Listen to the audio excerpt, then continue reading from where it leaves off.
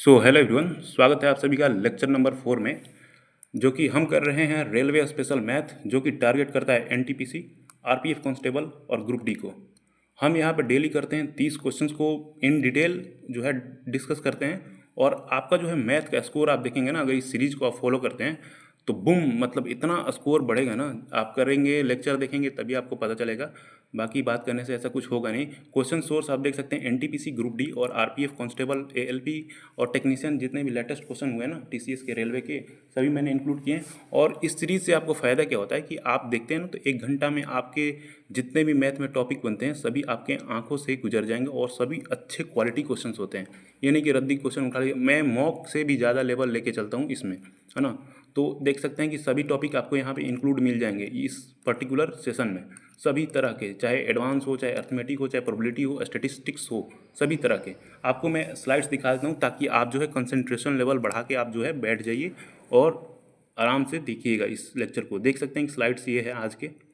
आप देख सकते हैं कि क्वेश्चन बहुत अच्छे अच्छे मैंने ले रखे हैं और यहाँ पे हम ताश भी खेलेंगे, हर तरीके की चीज़ें करेंगे। और चलिए, और हम सोल्व करते हैं क्वेश्चंस को, और बहुत ही बेस्ट अप्रोच के साथ हम सोल्व करते हैं।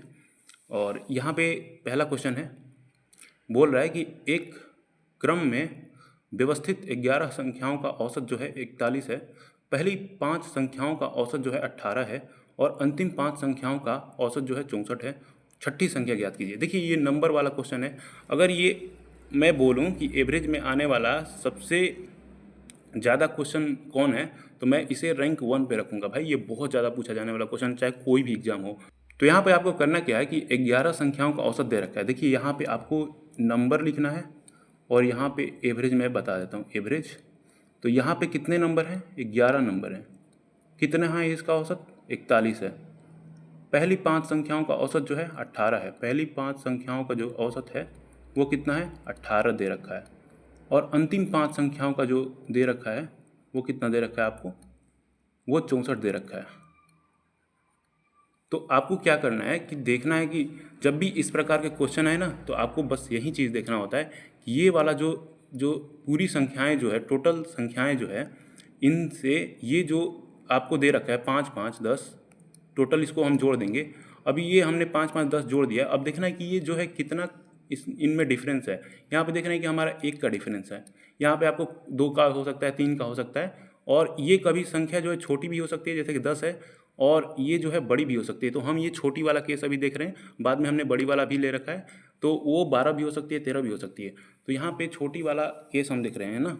तो यहाँ पे हमने देखा कि भाई एक एक है इसका डिफरेंस। तो आपको क्या करना है कि एक यहाँ पे लिख लेना है और एक गुणे, और ये जो है एवरेज जो देख रहे हैं इसको जो है 1 गुणे 41 कर लेना है।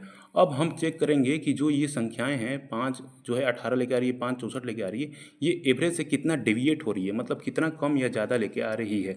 तो अगर वो संख्या कम लेकर आती है, कम लेकर आती है, कम लेकर आती है, तो हम जोड़ देंगे।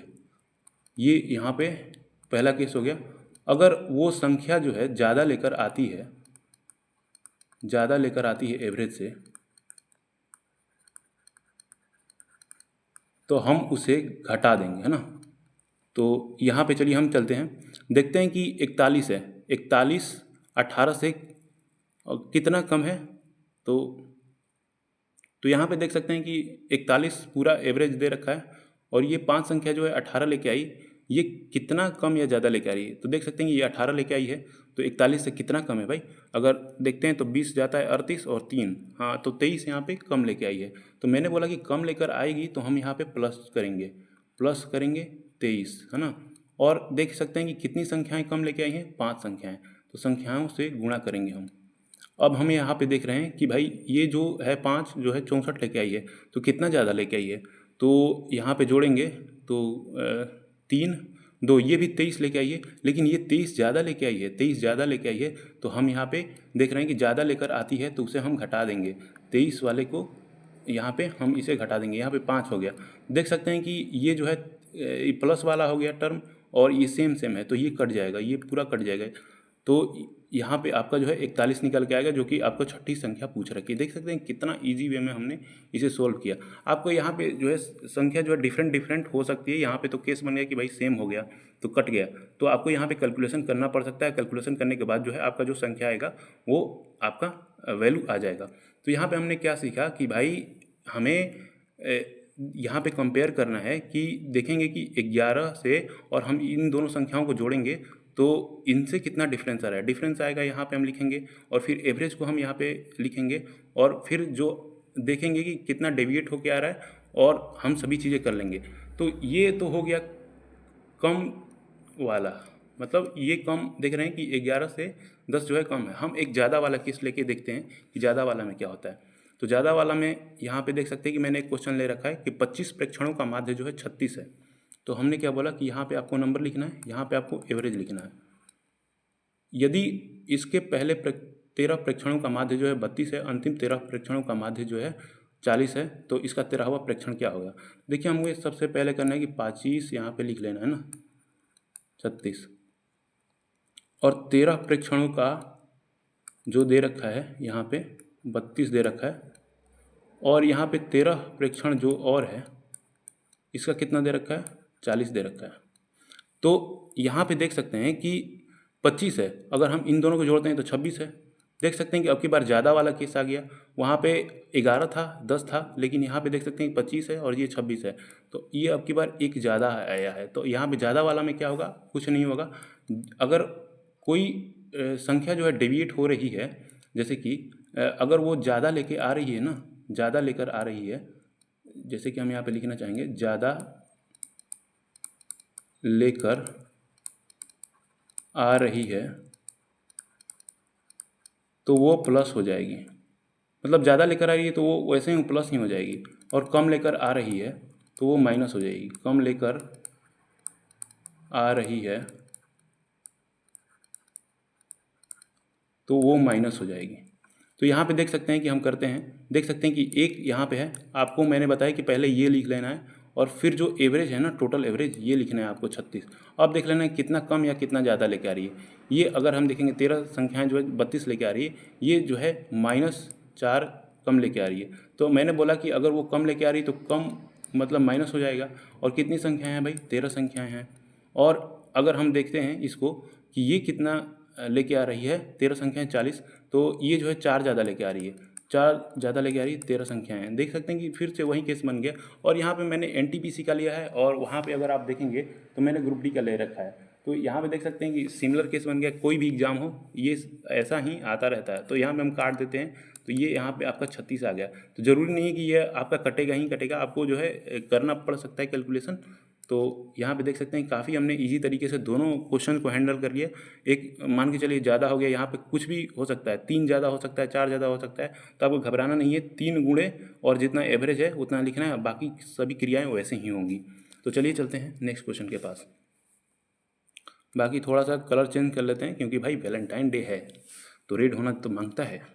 एक्स और वाई सोने के प्लेटिनम की दो धातुएं हैं, जो इन धातुएं के क्रमशः जो है 5:2 के और 5:7 के अनुपात में मिलाकर तैयार की गई है। ओके, और यदि हम इन मिश्र धातुओं की समान मात्राओं को पिघलाकर एक तीसरी मिश्र धातु जेड बनाते हैं, तो जेड में सोने की मात्रा और प्लेटिनम की मात्रा का अनुपात क्या होगा।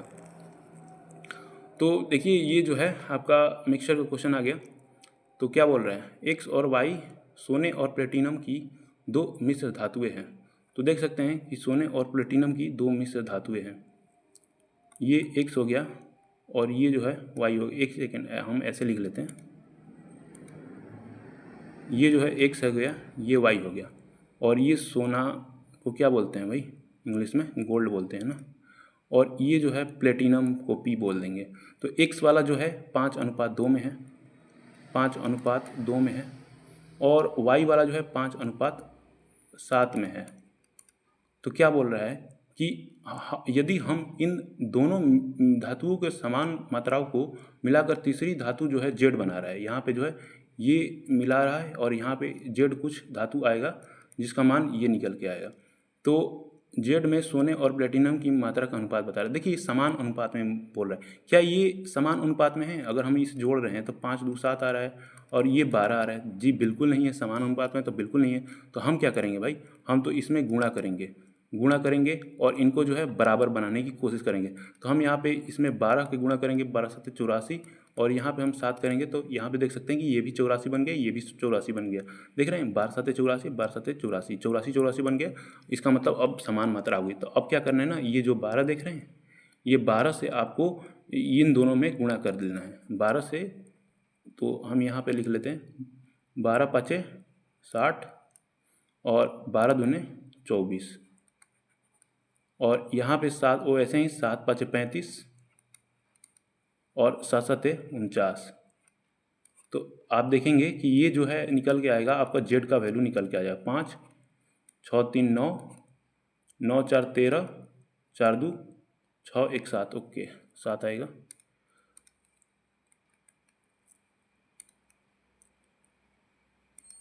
यहाँ पे 7 आएगा। ओके देख सकते हैं कि आपका 95:73 आपका आंसर आ जाएगा, ये आंसर हो जाएगा। देखिए जब भी बोले ना कि आपको समान अनुपात में मिलाया जा रहा है, यहाँ पे कीवर्ड क्या है आपका कि समान अनुपात में मिलाया जा रहा है, लेकिन यहाँ पे समान नहीं था, आपको समान बनाना पड़ा। इसका जब जोड़ेंगे तो आपको पता चल जाएगा कि जो है वैल्यू समान है या नहीं। अगर समान नहीं होगा तो आपको जो है बनाना पड़ेगा इसको, है ना। जैसे कि हमने यहाँ पे 84 बना लिया। तो आपको बस बेसिक सा क्वेश्चन है, आपको यही करना होता है। चलिए यहाँ पे देख सकते हैं कि डीआई का क्वेश्चन है और देखते हैं कि क्या है। 2 ट्रेनें एक्स और वाई द्वारा 4 अलग अलग दिनों में एक ही मार्ग से लखनऊ से चंडीगढ़ की दूरी तय करने में लगा समय बार ग्राफ में दिया था। ग्राफ के ध्यानपूर्वक, तो देखिए यहाँ पे कुछ दे रखा है। यदि लखनऊ और चंडीगढ़ के बीच की दूरी जो है 754 किलोमीटर है, तो तीसरे दिन ट्रेन एक्स और वाई के औसत चाल के बीच का अंतर ज्ञात करना है। तीसरे दिन ये है, यहाँ पे देख सकते हैं तीसरा दिन है। तो आपको जो है औसत चाल ज्ञात करना है। तो औसत चाल का जो फॉर्मूला होता है, क्या होता है, टोटल डिस्टेंस बटा में टोटल टाइम। ये क्या होता है, एवरेज स्पीड का फॉर्मूला होता है। तो हम क्या करेंगे, पहले हम निकाल लेंगे कि x जो है ये है ना, x का औसत चाल। तो दोनों के लिए भाई ये रहेगा ना 754। तो 754 ये हम x के लिए निकाल रहे हैं, 754 और बटा में टोटल टाइम कितना लगा है। आपको ये टाइम दे रखा है, देख सकते हैं ये टाइम दे रखा है ना 13 है। तो आप और y का कितना हो जाएगा, 754 इसका भी डिस्टेंस है और y का कितना हो जाएगा 20 है।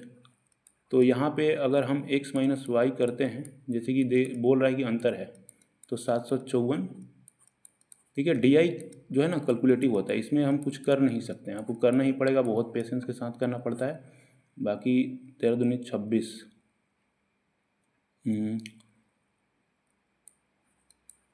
यहाँ पे आपने निकाल लिया 20 हो जाएगा। 20 से गुणा करते हैं, 4 दूनी का 8, 5 दूनी का 10, 7 दूनी का 14, 1 15, 0 आ जाएगा। और यहाँ पे 13 से होगा, 13 चौका 52 हो जाएगा, 13 पच्चे 65 हो जाएगा, और ये 13 सत्ते 91 हो जाएगा, और 91 7 98 हो जाएगा। तो अगर आप घटाते हैं तो कितना हो जाएगा, 8 हो जाएगा, और ये हो जाएगा 7 हो जाएगा, और ये कितना हो जाएगा 2 हो जाएगा। और यहाँ पे अगर बात करते हैं तो ये 14 हो गया ना, 9 14। तो बस आपको क्या करना है कि इसको भाग दे देना। हम 26 से डायरेक्टली करते हैं, फिर दशमलव दे देंगे कि 0 नीचे है, तो 26 दूनी का 52 हो जाएगा। तो यहाँ पे अगर ऑप्शन में हम देखें तो कुछ मिल रहा है हमें, तो ये तो ऑप्शन कट गया भाई, ये कट गया और एक ये कट गया। ये देख रहे हैं कि ये 2 अभी बच रहा है, 26 दूनी का 52 हो गया, और फिर 7 उतरेगा, और फिर 7 तो जा नहीं रहा है, तो फिर 0 उतारना पड़ेगा।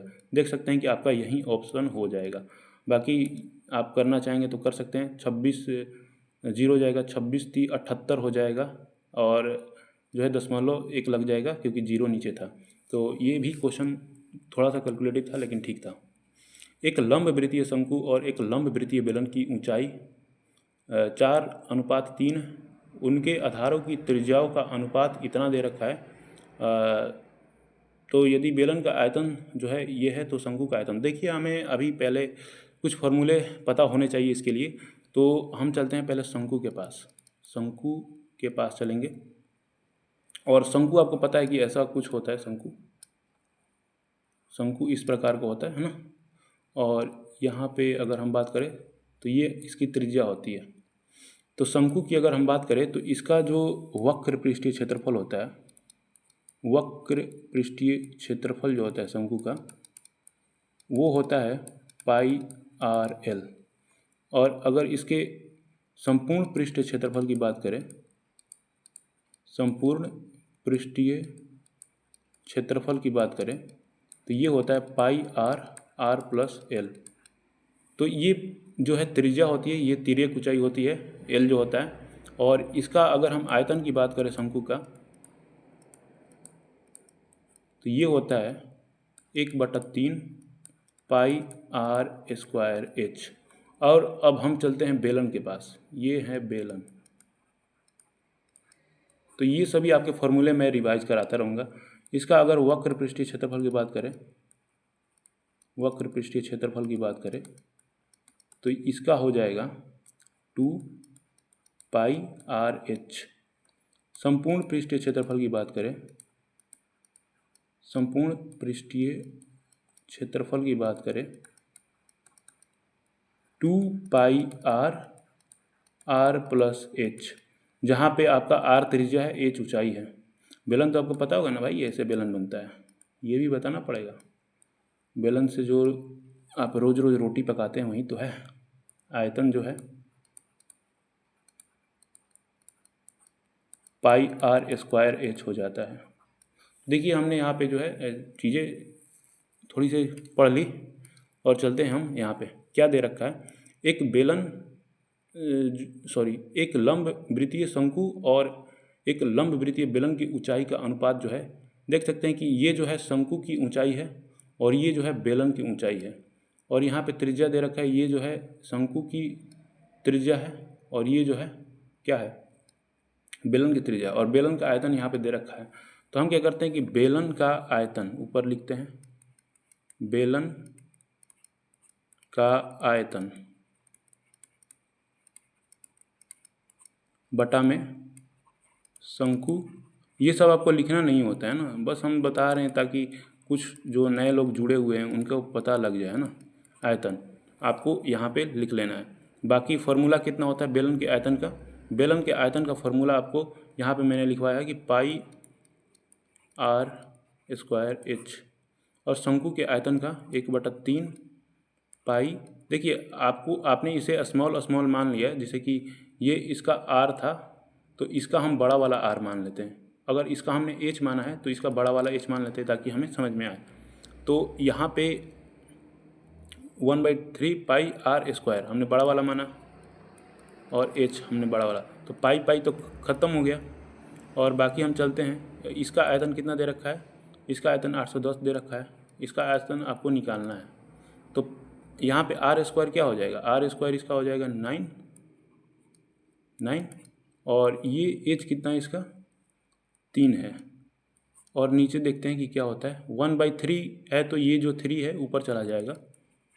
और अगर देखिए आर स्क्वायर किधर है, बड़ा वाला, 7 का स्क्वायर हो जाएगा 49। और अगर हम बात करें तो और क्या दे रखा है, एच जो कि 4 दे रखा है। तो यहाँ पे देख सकते हैं कि ये इसका वैल्यू 810 दे रखा है, इसका हमें याद करना है। तो अगर हम बात करें कि 29 या 81, और 81 का वैल्यू जो दे रखा है 810 दे रखा है, यानी ये 10 गुना दे रखा है।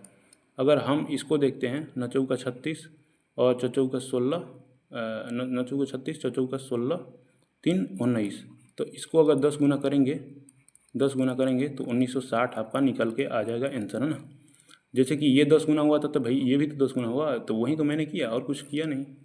तो यहाँ पे आपको सभी चीज़ें देखने को मिल जाती है। जॉन ने एक लैपटॉप जो है उसके अंकित मूल्य पर 25% की छूट पर खरीदा। यदि उसने लैपटॉप के लिए इतना का भुगतान किया तो अंकित मूल्य क्या था। देखिए जब भी बोले ना, ऐसा क्वेश्चन है कि जॉन ने लैपटॉप को 25% छूट दिया, उसका अंकित मूल्य 100 रहा होगा। 25% छूट पे उसने खरीदा, यानी 25 डायरेक्ट घटा दीजिए, 25 डायरेक्ट घटा देंगे तो वो निकल के आ जाता है इसका वैल्यू, है ना। 25 डायरेक्ट घटाएंगे तो कितना हो जाएगा, 25 अगर घटाते हैं आप तो यहाँ पे आपको देखने को मिल जाएगा 75। तो 75 का वैल्यू यहाँ पे कितना है, 28 4 7 3। तो अंकित मूल्य कितना था आपका, 100 था। देखिए जितना आप स्टेप कटिंग करेंगे ना उतना आपके लिए सही रहेगा, आपका स्पीड उतना ही अच्छा से बनेगा। मैं तो यहाँ पे आपके लिए लिख दे रहा हूँ ये सभी चीज़ें, लेकिन मैं लिखता नहीं हूँ। आप मेरा मॉक देख सकते हैं जो मैंने प्रीवियस बहुत सारे सोल्व कर रखे हैं। मैं ये सब चीज़ें नहीं करता हूँ कि लिख रहा हूँ काट रहा हूँ उसको। तो 3 9 27, एक हो गया, 3 चौका 12, 2 3 9 27 1। तो यहाँ पे देखेंगे तो कितना आ जाएगा, 4 9 चौका 36। आप ऑप्शन को देखा कीजिए, ऐसे ऐसे करते रहिए कि 6 4 कहाँ पे आ रहा है, ऐसे, है ना। और बाकी चलिए चलते हैं। 9 चौका 36, 4 चौका 16, 3 19, 9 चौका 36 1 37। यहाँ पे आपका आंसर आ गया 37 964। तो यहाँ पे देख सकते हैं कि ट्रिग्नोमेट्री का क्वेश्चन आ गया। यदि 4 साइन स्क्वायर थीटा बराबर 1 और थीटा एक न्यून कोण है तो ये आपका वैल्यू निकालना है आपको। तो यहाँ पे चलिए लिख लेते हैं 4 साइन स्क्वायर थीटा बराबर 1। तो हम क्या करते हैं कि साइन स्क्वायर थीटा को इधर नहीं रखते हैं, 4 को उधर उस साइड भेज देते हैं 1/4। तो हम केवल साइन थीटा स्क्वायर हटा देंगे तो इधर रूट लग जाएगा, इधर रूट लग जाएगा 1/4। तो 1/2 आपका निकल के आ जाएगा। तो थीटा का वैल्यू कितना निकल के आ जाएगा, 30 डिग्री। साइन 30 डिग्री बराबर होता है 1/2। तो थीटा का वैल्यू आपको मिल गया। तो थीटा का वैल्यू अगर पुट कर देंगे यहाँ पे आपको, एक सेकेंड, 1/2 है इसको। और यहाँ पे अगर थीटा का वैल्यू पुट करते हैं कॉस स्क्वायर कितना, 30 डिग्री प्लस tan स्क्वायर। मैं इसलिए लिख रहा हूँ ना कि ये एनोटेशन आपको मिलेगा इसीलिए, नहीं तो मैं इस पर भी नहीं लिखता। अब एनोटेशन मिलेगा तो आपको समझ में आएगा क्या क्या चीज़ें लिखी गई है। तो कॉस स्क्वायर 30 डिग्री का मान क्या हो जाएगा, √3/2 होता है। कॉस 30 डिग्री का मान कितना हुआ, √3/2, √3/2 होता है। और इसका आप स्क्वायर करेंगे, है ना। और यहाँ पे tan 30 डिग्री का होता है 1/√3, इसका भी आप स्क्वायर करेंगे तो आपको कितना मिल जाएगा, 3/4 मिल जाएगा, 1/3 मिल जाएगा। फिर यहाँ पे 12 हो जाएगा, 3 का 9 हो जाएगा, 3 चौका 12 हो जाएगा, 13/12 हो जाएगा। आपका आंसर आ जाए यहाँ पे। दो तरफा यात्रा के दौरान जो है गौरव की औसत चाल जो है 15 किलोमीटर प्रति घंटा है।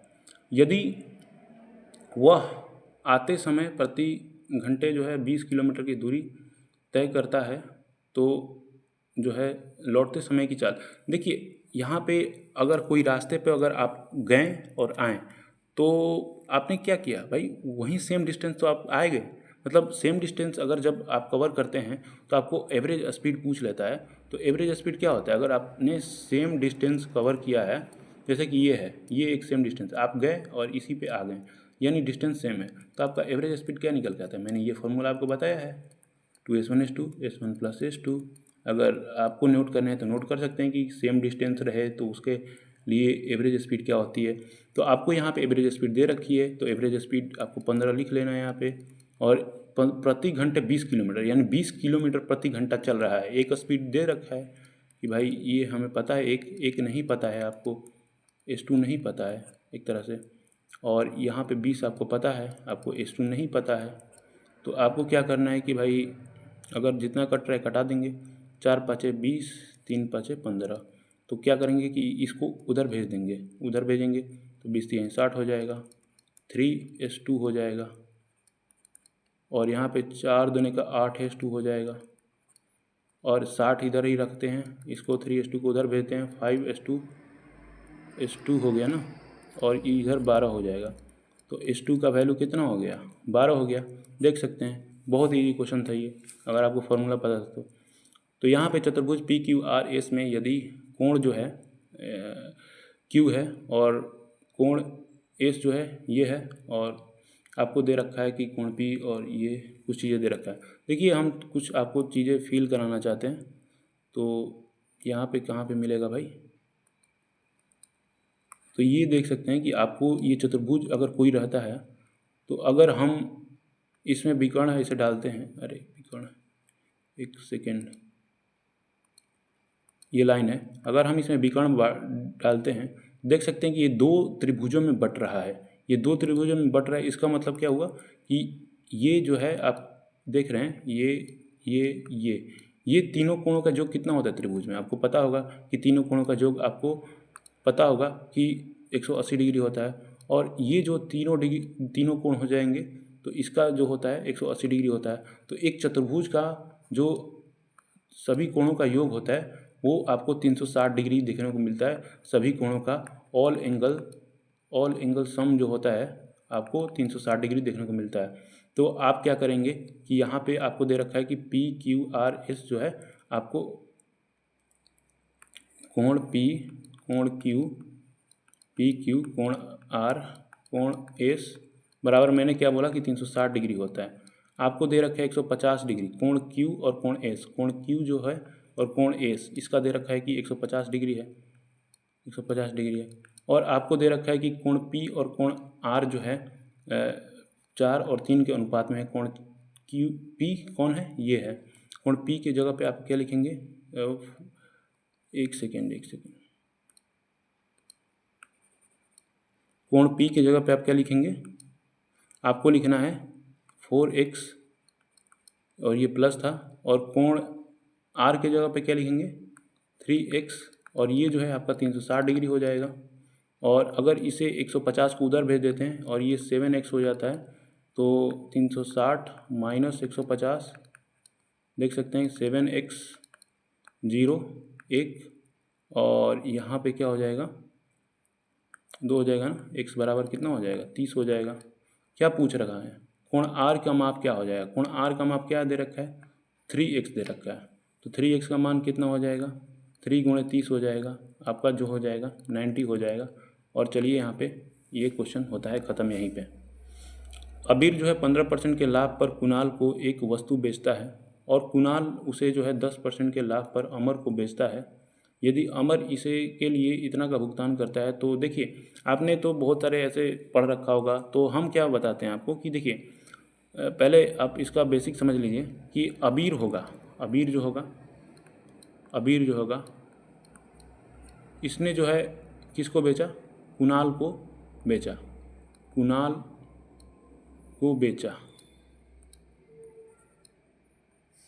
अबीर जो है कुणाल को बेचा और फिर कुणाल ने जो है किसे बेचा, अमर को बेचा। तो देख सकते हैं कि ये कुणाल कट जा रहा है और अमर और अबीर का रेशियो आ रहा है ऊपर, अमर और अबीर का रेशियो आ रहा है आपको, अमर ऊपर रह रहा है, अबीर आपको नीचे रह रहा है। तो हम यहाँ पे देख लेते हैं कि हम बताना क्या चाहते हैं कि अबीर ने कोई वस्तु जो है 100 की खरीदी होगी और उसने जो है 15% के लाभ पे जो है कुणाल को बेच दी होगी, 15% यानी 115 में बेच दी होगी, हाँ। और यहाँ पे अगर हम बात करते हैं कि 100 रुपये में जो है कुणाल ने वस्तु खरीदी होगी और फिर उसे जो है अमर को 10% के लाभ पे यानी 110 में बेच दी होगी। तो अगर आप काट कूट करेंगे तो आपको जो है यहीं अमर और अबीर का रेशियो प्राप्त होगा। तो चलिए चलते हैं काट कूट करते हैं। और यहाँ पे 20 25 है, 23 25 115 होता है। तो 23 से 11 से कैसे गुणा करते हैं, मतलब किसी भी संख्या को अगर 11 से गुणा करना है तो आपको 23 वो लिखिए और फिर एक अंक खिसका के लिख दीजिए और उसे जोड़ दीजिए, 3 2 5 और 2 253 आ गया आपको, ऊपर 253 आ गया और नीचे क्या आ जाएगा 200 आ गया। तो यहाँ पे देख सकते हैं अमर का रेशियो आ गया, ये अमर का रेशियो है और ये अबीर का रेशियो है। तो यहाँ पे जो है अमर जो है इतना भुगतान करता है, लेकिन रेशियो में दे रखा है कि भाई ये इतना भुगतान करता है। यहाँ पे अगर ये करते हैं तो ये आपका कितना गुना है, 253 गुना करते हैं, 2 3 6 5 2 10 2 4 1 5, तो ये 2 गुना है और 20 लग जाएगा क्योंकि एक जीरो भी है। तो इसका 20 गुना कितना हो जाएगा आपको, ये आपको 4000 हो जाएगा। तो यही आपका क्वेश्चन का आंसर हो जाएगा। क्या क्वेश्चन है, एक्स स्क्वायर बराबर Y plus Z, Y square बराबर जेड प्लस एक्स और जेड स्क्वायर बराबर एक्स प्लस वाई, और ये आपको कुछ इस तरह का मामला निकालना है ना। तो यहाँ पे अगर हम बात करें तो देखिए भाई आज हम x का वैल्यू 0 नहीं पुट कर सकते हैं क्योंकि आज है वैलेंटाइन डे। तो वैलेंटाइन डे को हम एक्स को खुश रखेंगे और इसे 0 नहीं करेंगे। तो यहाँ पे चलते हैं और यहाँ पे अगर हम बात करें तो हमें ये निकालना पड़ेगा, ये निकालना पड़ेगा और ये निकालना पड़ेगा। तो इसके खोज में हम चलते हैं। सबसे पहले हम ये उठाते हैं, है ना, ये उठाते हैं एक्स स्क्वायर और वाई प्लस जेड। तो हम क्या कर सकते हैं कि भाई हम एक्स स्क्वायर दोनों तरफ एक्स एक्स जोड़ देते हैं। भाई आज तो एक्स का ही दिन है, तो हम केवल एक्स को याद करेंगे आज। तो एक्स एक्स जोड़ दिया हमने, तो एक्स को कॉमन लेंगे, एक्स इंटू एक्स प्लस 1 और यहाँ पे देख सकते हैं कि Y plus Z plus X, है ना। और यहाँ पे अगर हम बात करें तो एक्स प्लस 1 ये नीचे चला जाएगा आपका, Y plus Z plus X ये नीचे चला जाएगा, एक्स जो था। हम क्या कर सकते हैं, देख सकते हैं कि यहाँ पे तो 1/x+1 है। तो हमें क्या करना है कि भाई हमें इसे उलट देते हैं, 1/x+1 करते हैं तो फ्रैक्शन जो है आपका उलट जाएगा। ये एक्स ऊपर चला जाएगा और वो वाला नीचे आ जाएगा, Y plus Z plus X. ये देख सकते हैं कि आपका एक इक्वेशन मिल गया, एक इक्वेशन ये आपका मिल गया। और अब ऐसे ही हमें करना है, दूसरा करते हैं। ये क्वेश्चन काफ़ी अच्छा है ना। तो ऐसे ही हमें इसे भी करना है, वाई स्क्वायर और वाई जोड़ देते हैं इसमें, Z plus X plus Y दोनों तरफ हमने जोड़ दिया, वाई कॉमन ले लेंगे, वाई प्लस 1 हो जाएगा, Z plus X plus Y हो जाएगा। और अगर हम वाई प्लस 1 करते हैं तो Z plus X plus Y हो जाएगा। और ये जो है वाई आपका जो है नीचे आ जाएगा, इसके नीचे। तो क्या हो जाएगा कि अगर हम इसको पलटते हैं फिर से, क्योंकि हमें भाई अल्टीमेटली यही तो चाहिए, Y Z plus X plus Y आ जाएगा। तो ये आपका इक्वेशन जो है 2 आ गया। अब हम चलते हैं तीसरे की खोज में और यहाँ पे हम तीसरा निकालते हैं। तो तीसरे के लिए हम तीसरा रंग लेंगे और यहाँ पे निकालेंगे तो देख सकते हैं कि हम दोनों तरफ जेड जोड़ेंगे, जेड स्क्वायर जेड और यहाँ पे एक्स प्लस वाई प्लस जो है जेड, जेड कॉमन लेंगे, जेड प्लस 1 हो जाएगा, X plus Y plus Z. ये काफ़ी लेंदी है लेकिन क्या करें, करना तो पड़ेगा भाई, हर तरीके के क्वेश्चन आपको करने आने चाहिए। X plus Y plus Z, ये जेड चला जाएगा नीचे, 1/z प्लस 1 बराबर में जेड ऊपर चला जाएगा, X plus Y plus Z. ये देख सकते हैं कि तीनों इक्वेशन आ गया है। अब क्या करेंगे हम तीनों इक्वेशन को, अब हम इसे करेंगे कि यहाँ पे हम कुछ स्पेस बना लेते हैं अपना। देख सकते हैं कि यही है और ये आपको दे रखा है। तीनों इक्वेशन क्या करना है, ये 1/x+1 इसके बराबर है, एक्स प्लस वाई, एक सेकेंड स्पेस की कमी पड़ रही है तो हम क्या कर सकते हैं, चलिए कोई नहीं, कर लेते हैं यहीं पे, Y plus Z plus X. और 1 प्लस वाई बराबर क्या हो जा रहा है, Y Z plus X plus Y.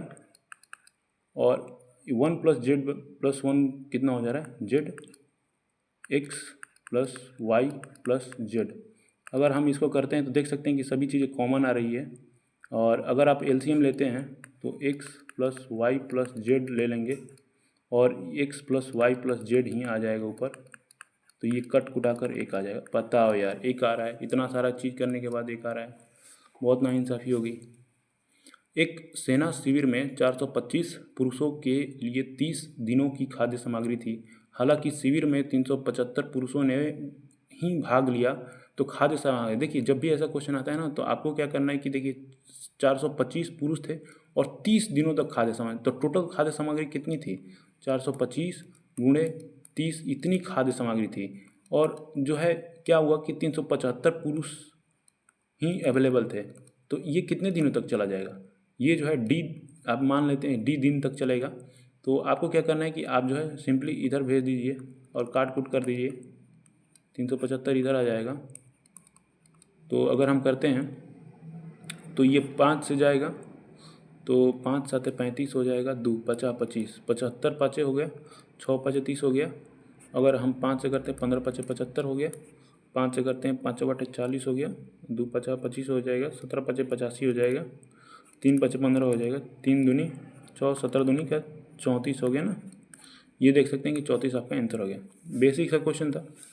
तो यहाँ पे देख सकते हैं कि किसी दुकानदार को 10 रुपये में एक पेन बेचने पर उसके मूल्य के 1/11 भाग की हानि होती है। एक पेन का क्रय मूल्य कितना है? देखिए उसका जो है एसपी बेच रहा है ना, एसपी जो है कितना है, पेन का एसपी जो है 10 रुपया है, और उसके मूल्य के 1/11 भाग पर हानि हो, मतलब उसका मूल्य कितना रहा होगा, उसका सीपी जो है 11 रहा होगा। मैंने बोला था कि अगर आपको जब भी कुछ चीज़ मानना रहे, भाग में दिया रहा है, तो उसका एलसीएम मान लीजिए। तो एलसीएम में यहाँ पे क्या होगा, 11 ही होगा। तो यहाँ पे देख सकते हैं, और बोल रहा है कि भाई लॉस जो हो रहा है ना, लॉस कितना हो रहा है, उसके मूल्य मतलब पेन का मूल्य 11 था, 11 के 1/11 भाग, यानी उसका जो है 1 लॉस हो रहा है। देख सकते हैं कि यहाँ पे सेटिस्फाई कर रहा है, 11 में खरीदा है और 10 में बेच रहा है, यानी कितना हो रहा है, 1 का लॉस नहीं हो रहा है। तो क्या बोल रहा है कि क्रय मूल्य कितना है, तो 11 ही है। सिंपल सा क्वेश्चन था। नए बजट में पेट्रोल के मूल्य में 20% की वृद्धि हुई। एक मोटर चालक को पेट्रोल की खपत में कितने प्रतिशत की कमी करनी चाहिए जिससे उसका पेट्रोल पर होने वाला खर्च न बढ़े? देखिए जब भी ऐसा बात करता है कि भाई खर्च जो है कांस्टेंट रहे, तो इसमें क्या होता है कि प्राइस और जो कंजम्पशन होता है ना, उसका रेशियो जो है उल्टा हो जाता है। तो देख सकते हैं प्राइस जो है 20% का वैल्यू कितना होता है, 1/5, तो 5 से जो है 6 हो गया। अब कंजम्पशन क्या है ना कि इसको जो है उल्टा हो जाएगा, 6 से 5, तो कितना कम कंज्यूम करना पड़ेगा, इसे 1 कम करना पड़ेगा 6 पे, तो ये हो जाता है 16.66। कहाँ दे रखा है, 16.66, तो ये हो जाएगा आपका। इसका याद रखिए कि भाई ये होता है, दोनों याद रखिए ना कि 1/6 का ये होता है 16/2/3%, और 16.66 भी होता है, क्योंकि ये वैल्यू रिपीट होती रहती है। समीर के पास जो है 6 सेंटीमीटर व्यास वाली एक ठोस धातु की गेंद है। वह इसे पिघलाता है और इस पदार्थ का उपयोग एक ठोस बेलन बनाने के लिए करता है। यदि बेलन का व्यास गेंद के व्यास के बना है तो उसकी ऊंचाई ज्ञात करिए। देखिए हमने बेलन पिछले वीडियो में, देखिए बेलन को हमने डिस्कस कर लिया, हम गोला को डिस्कस कर लेते हैं यहाँ पे, क्योंकि यहाँ पे जो है गेंद है तो गोला ही होगा। तो गोला के बारे में अगर हम बात करें तो गोला का वक्र पृष्ठीय क्षेत्रफल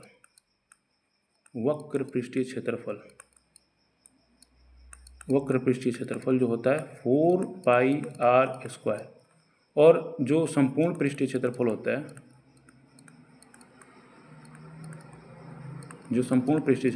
है, ये भी होता है 4πr²। दोनों बराबर होते हैं ना, एक ही याद कर लीजिए, दोनों बराबर ही होते हैं। और यहाँ पे अगर हम बात करें इसके आयतन के बारे में,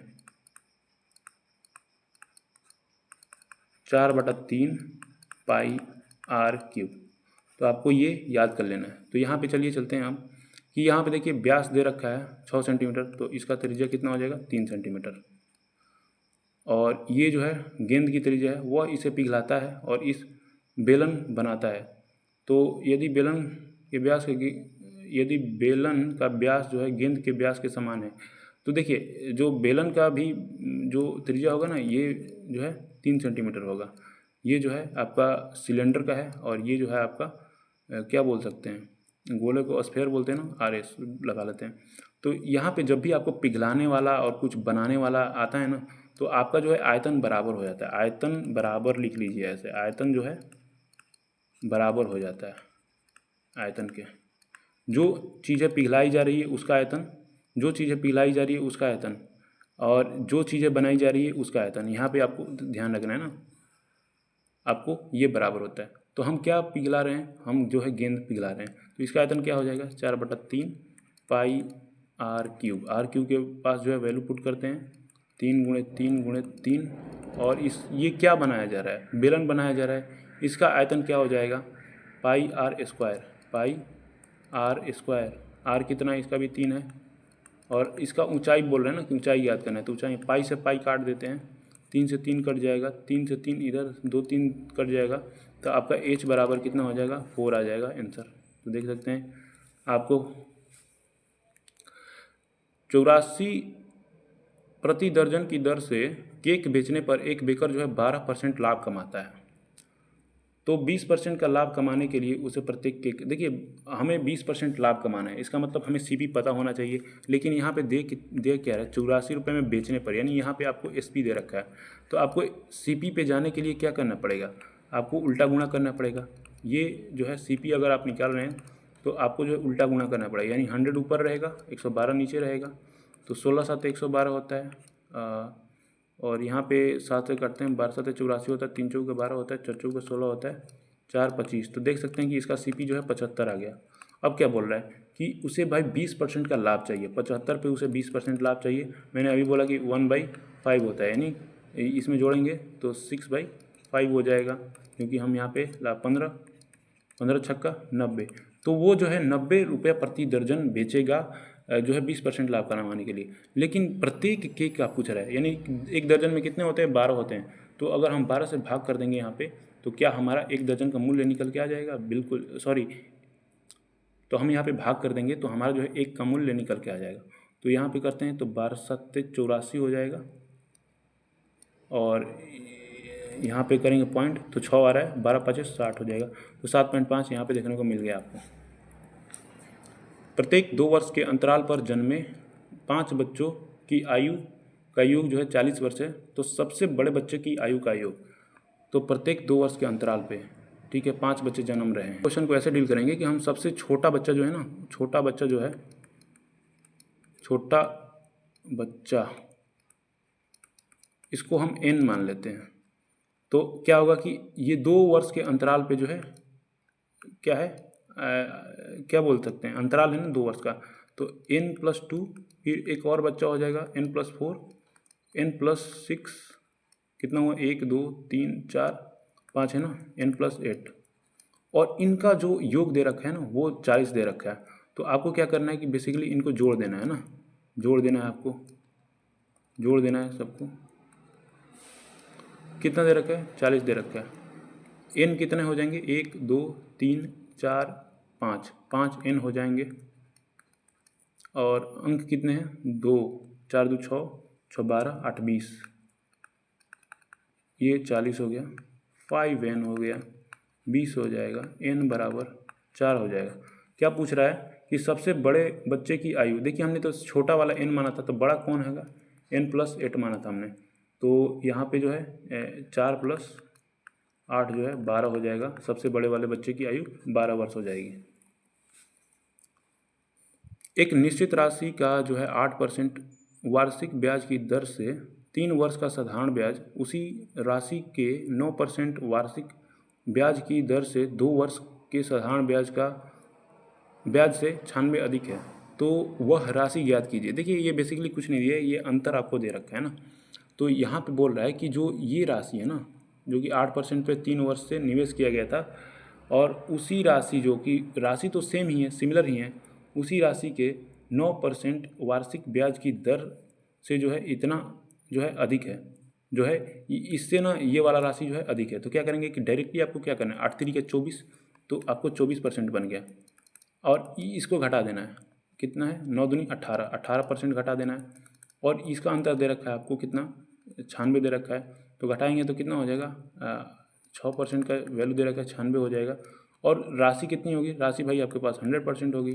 तो आपको बस कुछ नहीं करना है, आपको यहीं कर देना है, 16 छक्का 96। देखिए हम इसलिए लिख रहे हैं ना क्योंकि हमें ये PDF देना है आपको। 16 छक्का 96, 1600 हो गया ना, इसलिए मैं लिख रहा हूँ, बाकी आपको लिखना नहीं है हर चीज़ को। तो यहाँ पे देख सकते हैं कि एक बंद घनाकार बक्से की लंबाई जो है, चौड़ाई जो है, और ऊंचाई क्रमशः इतना इतना इतना दे रखा है। यदि कैनवास की लागत जो है 70 प्रति मीटर स्क्वायर है, तो इस बक्से को पूरी तरह से ढकने के लिए आवश्यक कैनवास की लागत ज्ञात कीजिए। तो देखिए आपने ये क्वेश्चन किया होगा, तो क्या करते हैं कि आप जो है संपूर्ण पृष्ठीय क्षेत्रफल निकालते होंगे घनाभ का, और जो कि घनाभ का संपूर्ण पृष्ठीय क्षेत्रफल 2 × LB + BH + HL, जहाँ पे आपका जो है L जो है लेंथ है, B ब्रेड्थ है, और H जो है ऊंचाई होता है। तो आप क्या करते होंगे, ये तो सारा मामला निकालते होंगे, और फिर जो है 70 से आप गुणा करते होंगे जितना लागत दिया हो। तो हम क्या यहाँ पे चेक कर सकते हैं क्या कि 7 का मल्टीपल कौन है, तो फिर बाद में हम देख लेंगे कि इसका कैसे बनाते हैं हम। तो 7 का मल्टीपल पहले चेक कर लेते हैं। तो 7 दूनी का 14 और फिर 7 छक 42, ये शेष बच जा रहा है, ये नहीं होगा। 7 दूनी का 14, 1 और 3 37 हो रहा है, नहीं होगा ये। 7 से एक बार में जाएगा 5, 7 8 56, ये हो रहा है। और यहाँ पे अगर चेक करें तो 6 बच रहा है, 7 9 63, एक 18 बच रहा है, ये नहीं होगा। तो ये आपका आंसर हो जाएगा। आपको ऐसे अप्रोच करना होता है। बाकी हम यहाँ पे कंसेप्ट सीखने आते हैं। तो यहाँ पे देखेंगे तो आपको दे रखा है लंबाई, चौड़ाई और ऊंचाई 2.5 मीटर, 2 मीटर और 90 सेंटीमीटर है। तो यहाँ पे अगर हम बात करें तो जो बक्से की संपूर्ण पृष्ठीय क्षेत्रफल हो जाएगा 2 into L B plus B H plus H L. तो यहाँ पे आपको क्या करना होगा कि भाई इसे चेंज करना होगा, क्योंकि हमें सभी वैल्यू दे रखा है मीटर स्क्वायर में। तो आप अगर करेंगे 90 को मीटर में, तो ये सेंटीमीटर में अभी, तो 100 से आपको जो है करना पड़ेगा भाग। तो 0.19 मीटर हो जाएगा आपका चौड़ाई। तो चलिए हम यहाँ पे चलते हैं। 2 एल कितना है, एल आपको 2.5 दे रखा है, बी कितना है 2 दे रखा है, बी कितना है 2 दे रखा है, और 0.9 ऊंचाई हो जाएगा, और ये प्लस था।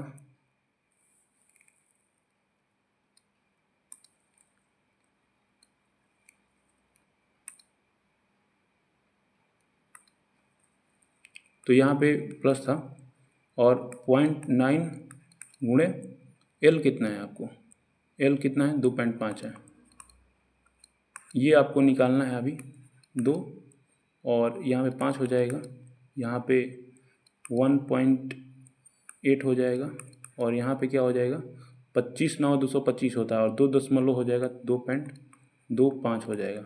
आप इसे जोड़ेंगे पूरे को तो कितना आएगा 5 आ जाएगा, 8 2 10 आ जाएगा, और यहाँ पे अगर बात करेंगे तो 2 1 3 5 3 8 9.05 इतना आ जाएगा। तो अगर आप इसे जोड़ते हैं 5 दूनी 10 और 1 हो जाएगा, 9 दूनी 18 हो जाएगा, इतना आ गया। और आपको क्या करना है कि इतना तो आ गया भाई, ये क्षेत्रफल आ गया आपका, और यहाँ पे क्या करना होगा आपको कि गुणा करना होगा 70 से, ताकि आपका जो है निकल के आ जाए खर्च पूरा। तो हम जीरो को अभी नेगलेक्ट करते हैं। 7 7 8 56, 7 5 12, 1267 हो जाएगा, क्योंकि दशमलव था भाई, जीरो से कोई मतलब है नहीं आपको। तो ये आपका आंसर हो जाएगा। पहली 8 भाज्य प्राकृतिक संख्याओं का माध्य और पहली 8 अभाज्य संख्याओं के जो है माध्य का अंतर ज्ञात कीजिए। पहली 8 भाज्य प्राकृतिक संख्या। देखिए भाज्य संख्या क्या होती है, जो एक और अपने आप से भी कटे और दूसरे संख्याओं से भी कटे, है ना। तो यहाँ पे हम बात करते हैं। तो पहली भाज्य संख्याएं यहाँ पे लिखेंगे, भाज्य संख्याएं, भाज्य संख्या। तो 4 से स्टार्ट हो गया, 4 5 नहीं होगा, 6 हो जाएगा, 7 8 हो जाएगा, 9 हो जाएगा, 10 हो जाएगा, 12 हो जाएगा, 14 हो जाएगा, कितने हुए 5 लिखा है, 2 2 4 2 6 1 7, और यहाँ पे 15 हो जाएगा। तो इसका माध्य निकालेंगे तो कितना हो जाएगा, 5 4 9 2 11, 11 20 हो जाएगा, 28 हो जाएगा, 34 हो जाएगा, 38 हो जाएगा, 8 हो जाएगा, और 3 हासिल था, 3 1 4 1 5 1 6 1 7, और यहाँ पे 78 हो जाएगा। कितने थे यहाँ पे आपके 8 थे ना, तो ये इसका माध्य हो गया आपका। और यहाँ पे अगर अभाज्य संख्या देखेंगे जो केवल अपने एक और अपने आप से कटे, है ना, आपको पता होगा प्रॉपर्टी जो, और एक जो है ना ही तो वो भाज्य संख्या होता है और ना ही अभाज्य संख्या होता है।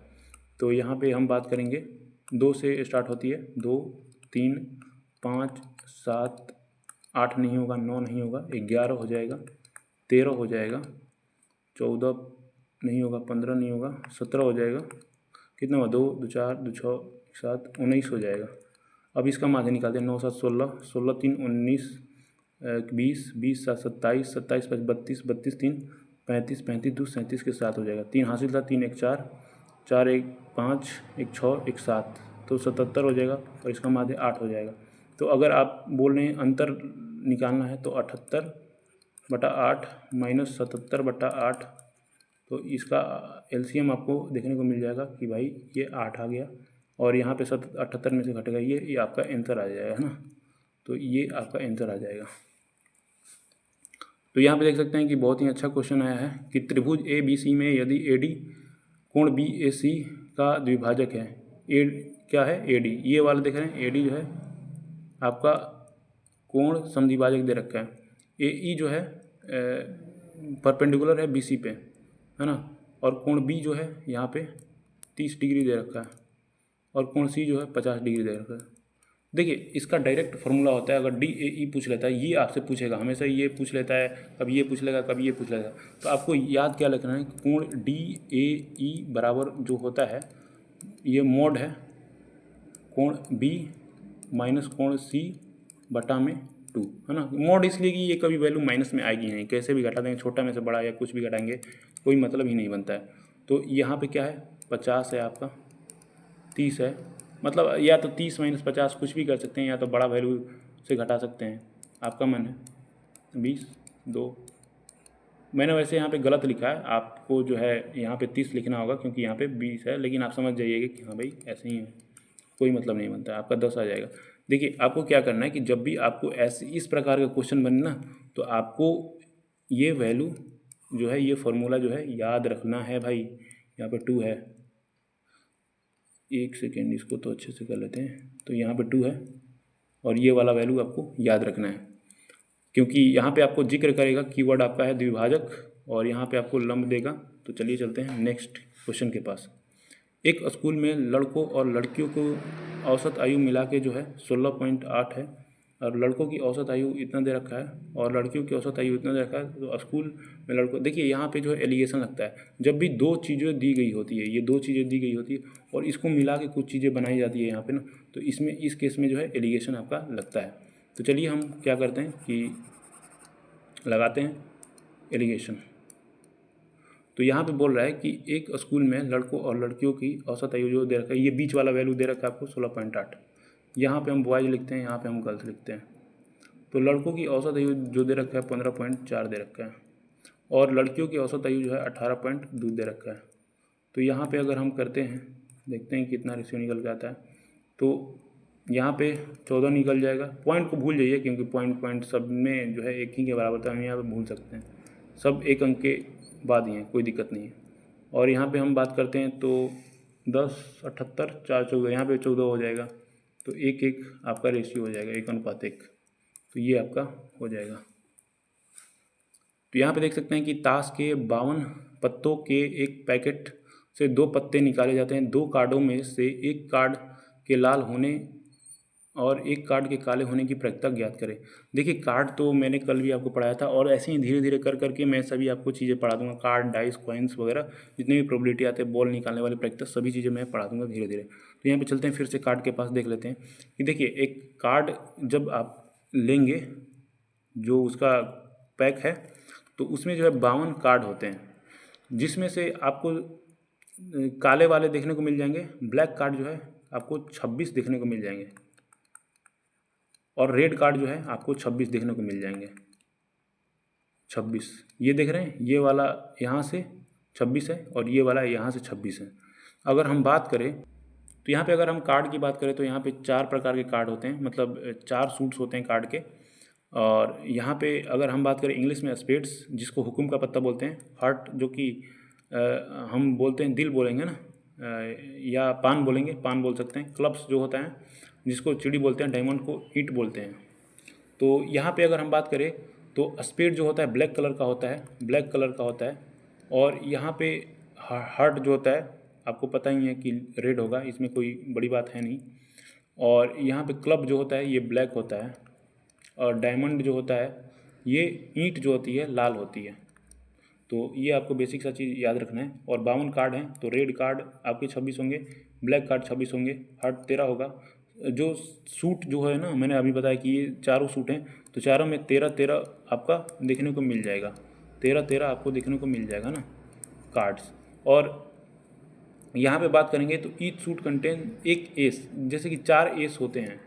52 पत्ते अगर आपके पास हैं तो उसमें से 4 एस होंगे, और जो हैं आपके पास यहाँ पे 12 फेस कार्ड होते हैं, यहाँ पे आपको देखने को मिल जाएगा। अब तो यहाँ पे देख सकते हैं कि अगर हम बात करें तो फेस कार्ड आपके जो है 12 देखने को मिल जाते हैं। 4 किंग होते हैं, 4 क्वीन होते हैं, 4 जैक होते हैं। अगर हम बात करें तो यहाँ पे 13 होते हैं ना, यहाँ पे 13 होते हैं, यहाँ पे 13 होते हैं, और यहाँ पे 13 होते हैं।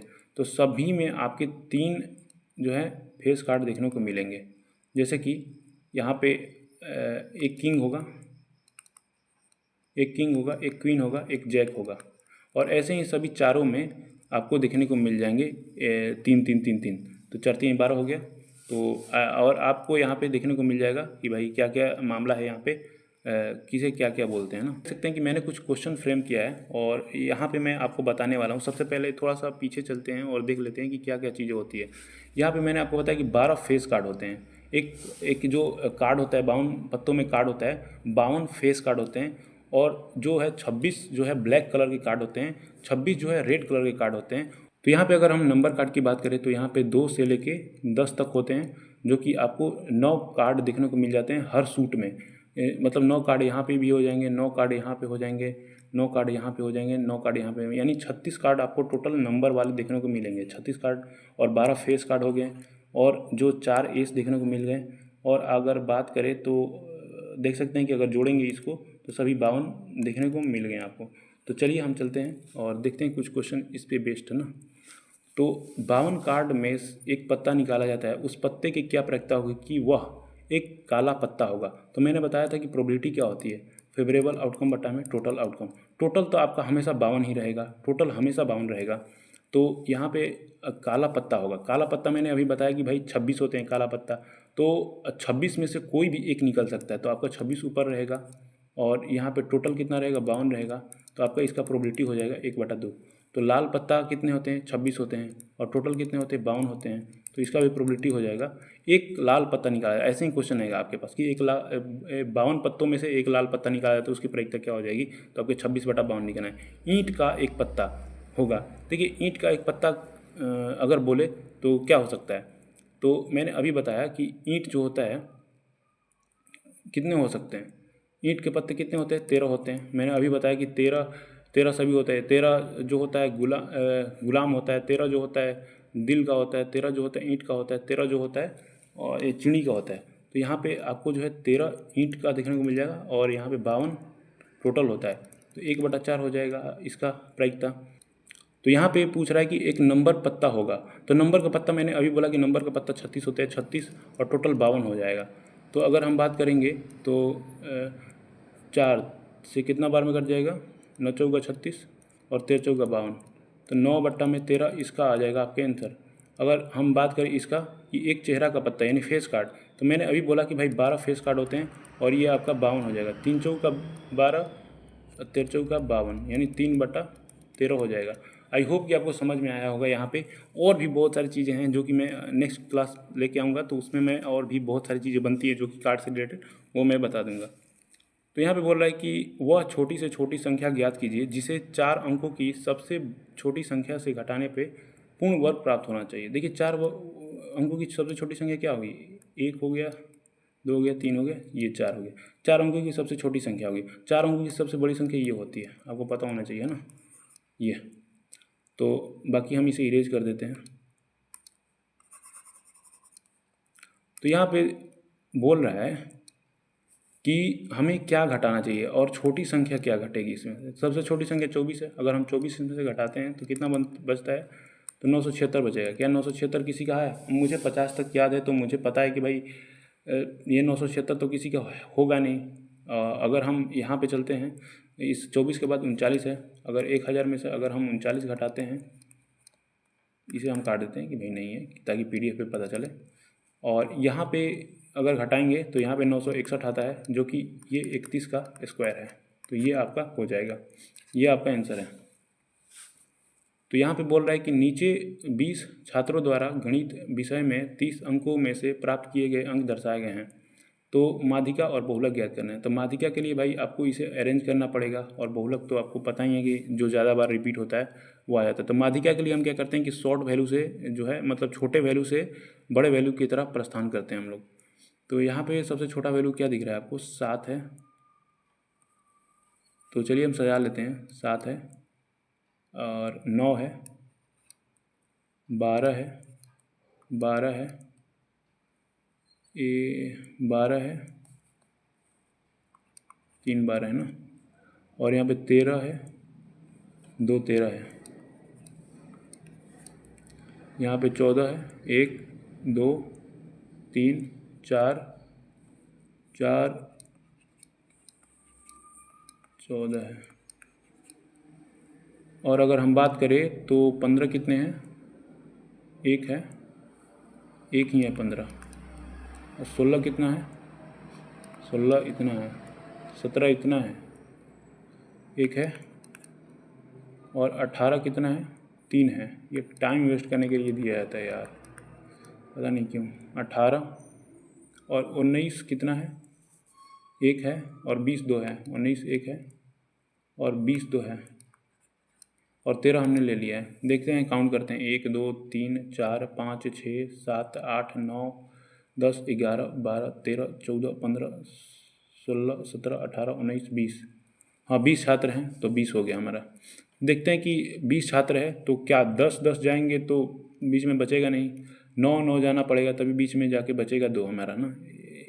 यहाँ पे 1 2 3 4 5 6 7 8 9, तो ये जो बीच वाला है ना हमारा जो है, देख सकते हैं कि इधर भी 9 ही बचे, 1 2 3 4 5 6 7 8 9। तो इसको हम क्या करेंगे, 14 दूनी 28 जोड़ के 2 कर देंगे तो आपका ये जो है माध्यिका निकल के आ गया। मीडियन जो है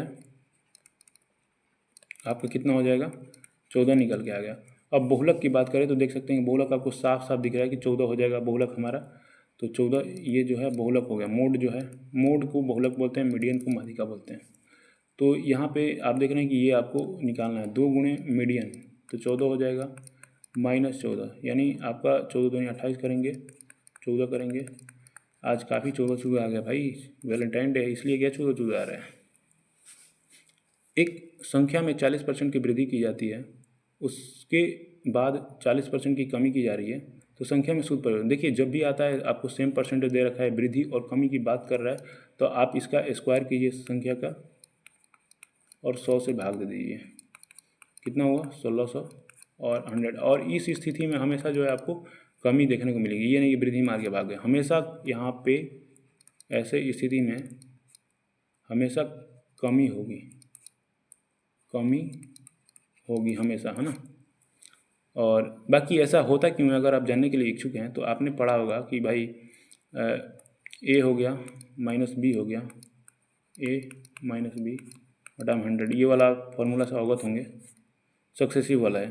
तो ए कितना वैल्यू है, 40 है, ये कितना है 40 है, ये 40 है, ये 40 है, ये 100। देख रहे हैं कि ये तो कट ही जा रहा है भाई अल्टीमेटली, तो ये स्क्वायर बना दे रहा है।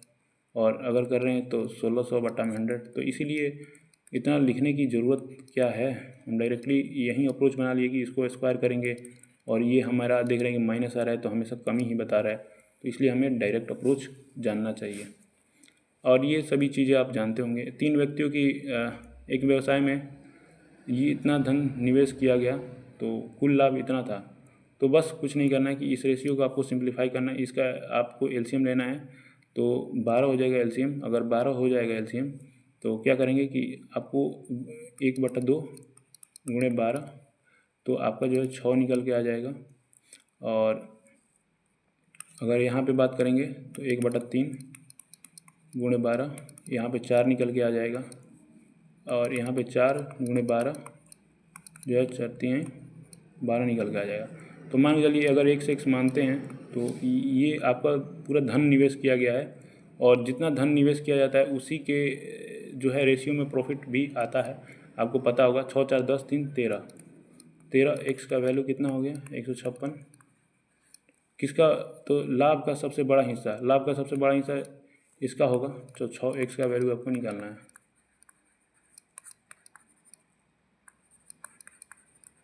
x से x कट जाएगा, 13 दूनी 26, ये आपका बरछक 72, 100 आपका आंसर आ जाएगा।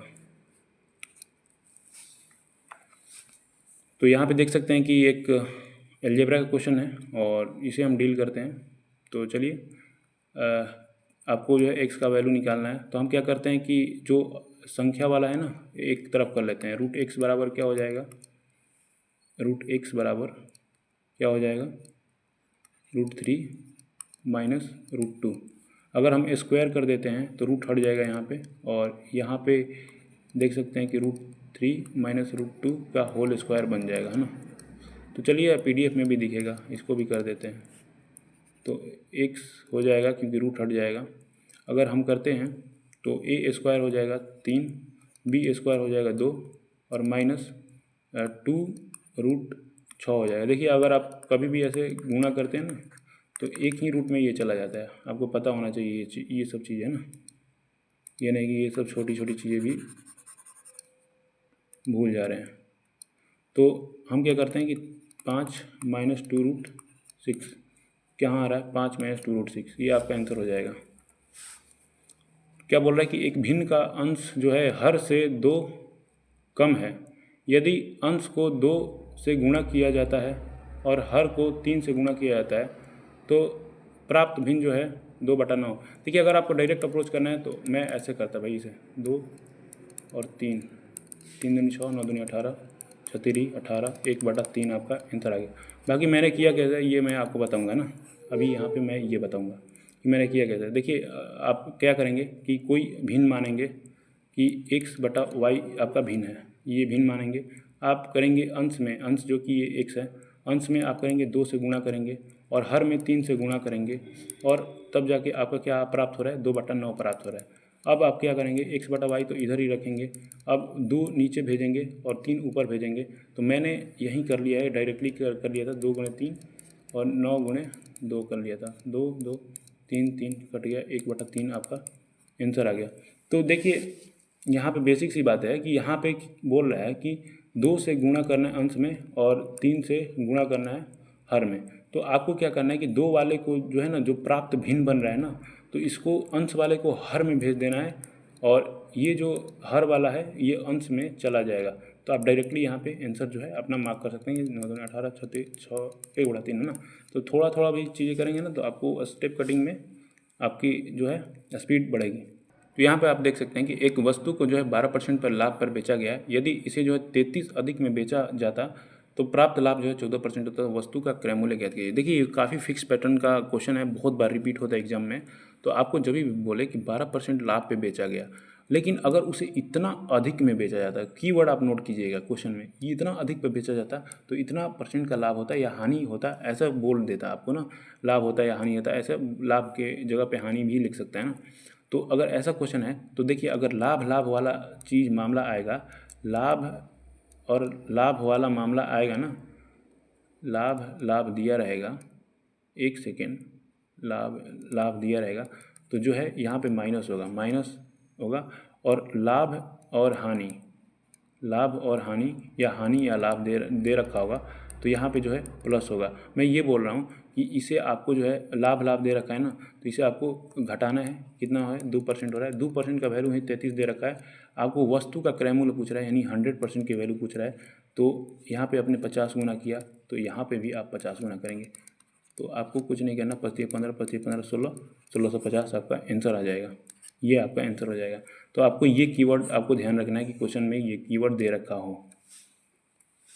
तो आई होप कि आपको वो लेक्चर बहुत अच्छा लगा होगा और अगर आप यहाँ तक देख के आए हुए हैं तो बहुत ही अच्छा करेंगे आप अपने एग्ज़ाम में, क्योंकि ये सभी चीज़ें मैं इतना एक्सप्लेन करके बता रहा हूँ ना, तो शायद ही कहीं पे आपको मिलेगा।